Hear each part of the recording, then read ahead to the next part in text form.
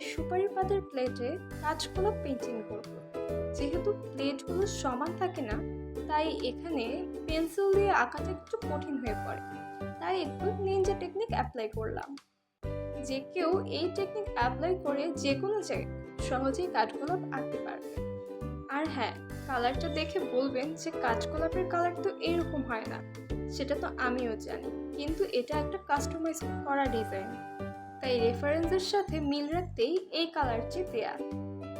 আমার পেজে সুপারি পাতার প্লেট পেন্টিং এর উপর দারুণ কিছু অফার চলছে, তাই পেজটি ভিজিট করে এখনই অফারগুলো সম্পর্কে জেনে নিন আর দ্রুত অর্ডার করুন, যাতে অফারগুলো আপনার মিস না হয়ে যায়।